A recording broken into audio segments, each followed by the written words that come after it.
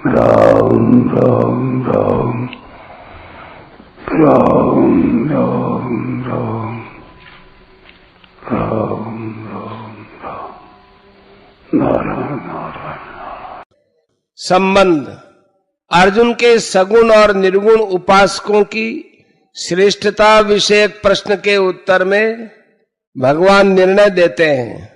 श्री भगवान उवाच मय्यावेश्य मनो ये मां नित्ययुक्ता उपासते श्रद्धया परयोपेतास्ते मे युक्ततमा मता। श्री भगवान बोले, मुझ में मन को लगाकर नित्य निरंतर मुझ में लगे हुए जो भक्त परम श्रद्धा से युक्त होकर मेरी सगुण साकार की उपासना करते हैं, वे मेरे मत में सर्वश्रेष्ठ योगी है। व्याख्या, भगवान ने ठीक यही निर्णय अर्जुन के बिना पूछे ही 6 अध्याय के 47वें श्लोक में दे दिया था, परंतु उस विषय में अपना प्रश्न न होने के कारण अर्जुन उस निर्णय को पकड़ नहीं पाए। कारण कि स्वयं का प्रश्न न होने से सुनी हुई बात भी प्राय लक्ष्य में नहीं आती, इसलिए उन्होंने इस अध्याय के पहले श्लोक में ऐसा प्रश्न किया है। इसी प्रकार अपने मन में किसी विषय को जानने की पूर्ण अभिलाषा और उत्कंठा के अभाव में तथा अपना प्रश्न न होने के कारण सत्संग में सुनी हुई और शास्त्रों में पढ़ी हुई साधन संबंधी मार्मिक और महत्वपूर्ण बातें प्राय साधकों के लक्ष्य में नहीं आती। अगर वही बात उनके प्रश्न करने पर समझाई जाती है तो वे उसको अपने लिए विशेष रूप से कही गई मानकर श्रद्धा पूर्वक ग्रहण कर लेते हैं। प्राय वे सुनी और पढ़ी हुई बातों को अपने लिए न समझकर उनकी उपेक्षा कर देते हैं, जबकि उनमें उस बात के संस्कार सामान्य रूप से रहते ही हैं, जो विशेष उत्कंठा होने से जागृत भी हो सकते हैं। अतः साधकों को चाहिए कि वे जो पढ़े और सुने उसको अपने लिए ही मानकर जीवन में उतारने की चेष्टा करें। मय्यावेश्य मनो ये माम नित्य युक्ता उपासते। मन वहीं लगता है जहां प्रेम होता है। जहां प्रेम होता है उसका चिंतन स्वतः होता है। नित्य युक्ता का अर्थ है कि साधक स्वयं भगवान में लग जाए। भगवान ही मेरे हैं और मैं भगवान का ही हूं, यही स्वयं का भगवान में लगना है। स्वयं का दृढ़ उद्देश्य भगवत प्राप्ति होने पर भी मन बुद्धि स्वतः भगवान में लगते हैं। इसके विपरीत स्वयं का उद्देश्य भगवत प्राप्ति न हो तो मन बुद्धि को भगवान में लगाने का प्रयत्न करते रहने पर भी वे पूरी तरह भगवान में नहीं लग पाते। परंतु जब स्वयं ही अपने आप को भगवान का मान ले तब तो मन बुद्धि भगवान में तल्लीन हो ही जाते हैं। स्वयं करता है और मन बुद्धि कारण है। कारण कर्ता के आश्रित रहते हैं। जब कर्ता भगवान का हो जाए तो मन बुद्धि कर्ण स्वतः भगवान में लगते हैं। साधक से भूल ये होती है कि वह स्वयं भगवान में न लगकर अपने मन बुद्धि को भगवान में लगाने का अभ्यास करता है। स्वयं भगवान में लगे बिना मन बुद्धि को भगवान में लगाना कठिन है। इसलिए साधक की यह व्यापक शिकायत रहती है कि मन बुद्धि भगवान में नहीं लगते। मन बुद्धि एकाग्र होने से सिद्धि माने समाधि आदि तो हो सकती है, पर कल्याण स्वयं के भगवान में लगने से ही होगा।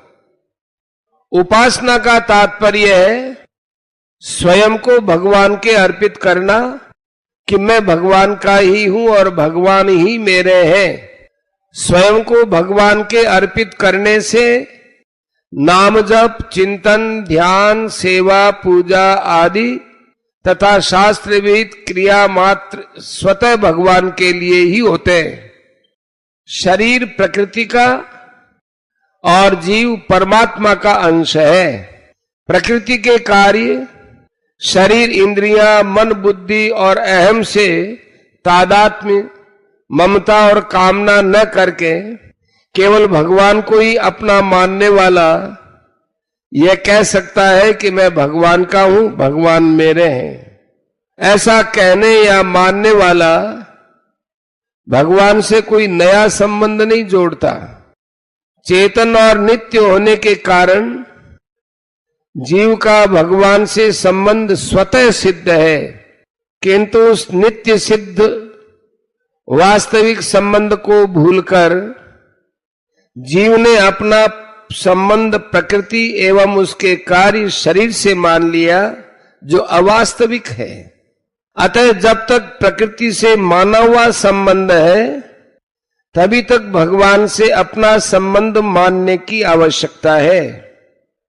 प्रकृति से माना हुआ संबंध टूटते ही भगवान से अपना वास्तविक और नित्य सिद्ध संबंध प्रकट हो जाता है, उसकी स्मृति प्राप्त हो जाती है। नष्टो मोह स्मृति लब्धा, गीता 18:73। जड़ता के सन्मुख होने के कारण अर्थात उससे सुख भोग करते रहने के कारण जीव शरीर से मैंपन का संबंध जोड़ लेता है और उससे ये भावना होती है कि मैं शरीर हूं। इस प्रकार शरीर से माने हुए संबंध के कारण वह वर्ण, आश्रम, जाति, नाम, व्यवसाय तथा बालकपन, जवानी आदि अवस्थाओं को बिना याद किए भी स्वाभाविक रूप से अपनी ही मानता रहता है और अपने को उनसे अलग नहीं मानता। जीव की विजाति शरीर और संसार के साथ भूल से संबंध की मान्यता भी इतनी दृढ़ रहती है कि बिना याद किए सदा याद रहती है।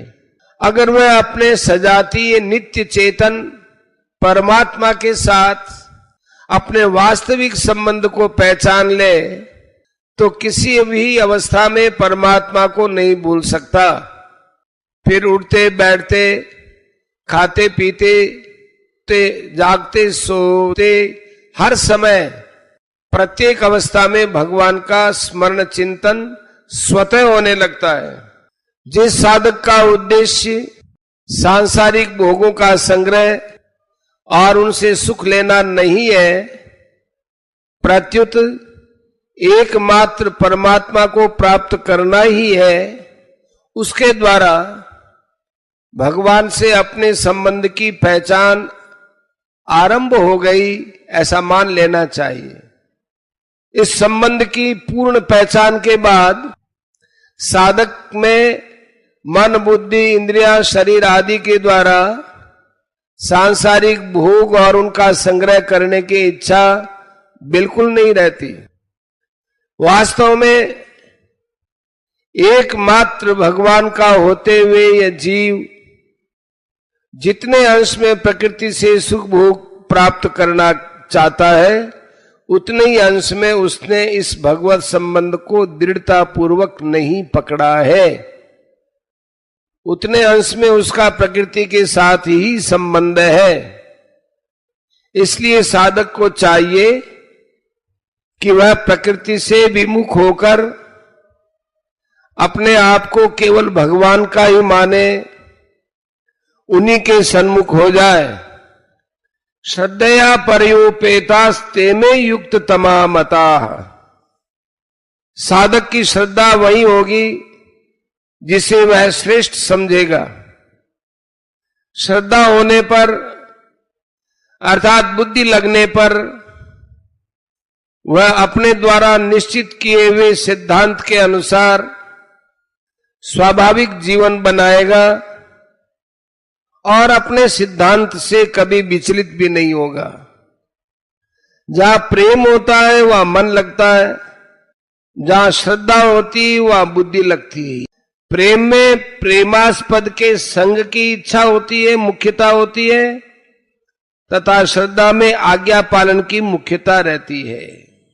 एकमात्र भगवान में प्रेम होने से भक्त को भगवान के साथ नित्य निरंतर संबंध का अनुभव होता है, कभी वियोग का अनुभव होता ही नहीं।